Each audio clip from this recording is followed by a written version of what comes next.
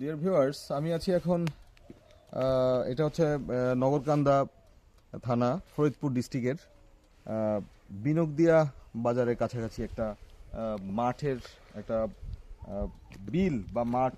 এই মাঠের পাশে একটা রাস্তা। এই রাস্তা আমরা আজকে আপনাকে একটা আমাদের যে কৃষি নির্ভর যে বাংলাদেশ, এই কৃষি নির্ভর বাংলাদেশের একটা ইম্পর্টেন্ট একটা কৃষি আমাদের একটা পণ্য, একটা শস্য, যেটা আপনাদের কাছে আমরা দেখাতে যাচ্ছি। এবং এই অঞ্চলে যেই শস্যটা আসলে খুবই জনপ্রিয় এবং বাংলাদেশের যে মোট যে দরকার হয়, দরকারের মূল চাহিদাটা আসলে এইখান থেকেই যায়।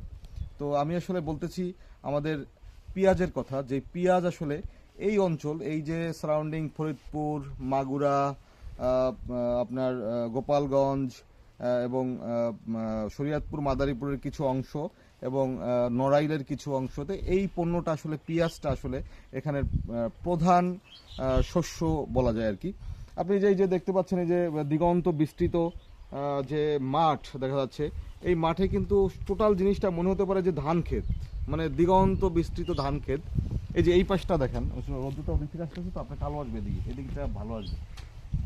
এই যে দিগন্ত বিস্তৃত দেখা যাচ্ছে যে মাঠ দেখা যাচ্ছে, এই মাঠগুলা কিন্তু আপনার মনে হচ্ছে ধান ক্ষেত, আসলে কিন্তু না। এটা পুরো মাঠ মানে জোড়াই কিন্তু আপনার পেঁয়াজ, পেঁয়াজ পুরো মাঠে কিন্তু পেঁয়াজ। এবং হয়তো ভুল হতে পারে যে ধান খেতে ভরা, কিন্তু সব সব পুরো জায়গাটা কিন্তু পেঁয়াজে ভরা। আমি একটু আপনাদেরকে পেঁয়াজ ক্ষেতের ভিতরে দেখাবো।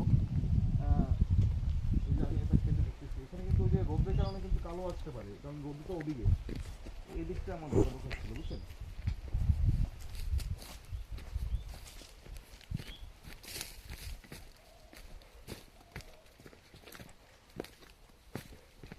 এই যে উল্টা দিকে আপনি ক্ষেতটা দেখেন, এই বিলটা দেখেন, বিলটা, এই যে বিলটা, পুরো বিলটা যে দেখেন, এই বিলটা। এবং পেঁয়াজের যে চারাগুলো দেখেন, ছোট ছোট একটু ব্রড করে, মানে বড় করে আর কি, জুম করে পেঁয়াজের এটা দেখেন।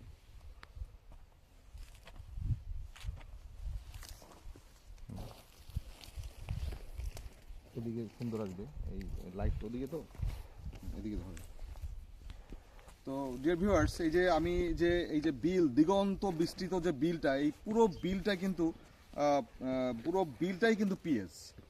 এবং এখানে কিন্তু দুই রকমের পেঁয়াজ হয়। একটা হচ্ছে আপনার মানে আটি পেঁয়াজ, যে পেঁয়াজটা মানে চারা মানে গাছ লাগানো হয়। আরটা হচ্ছে আপনার বীজ, যে পেঁয়াজটা লাগানো হয়, এটা হচ্ছে সেই আলি পেঁয়াজ। আর হচ্ছে এটা হচ্ছে বীজের পেঁয়াজ আর কি। এই দেখতে পাচ্ছেন যে পেঁয়াজ গাছগুলো অনেকটাই কিন্তু এখন পেঁয়াজ হয়ে গেছে অলরেডি, কিন্তু পেঁয়াজ এটার ভিতরে ছোট ছোট পেঁয়াজ হয়ে গেছে, মানে গাছগুলো বেশ বড় হয়ে গেছে।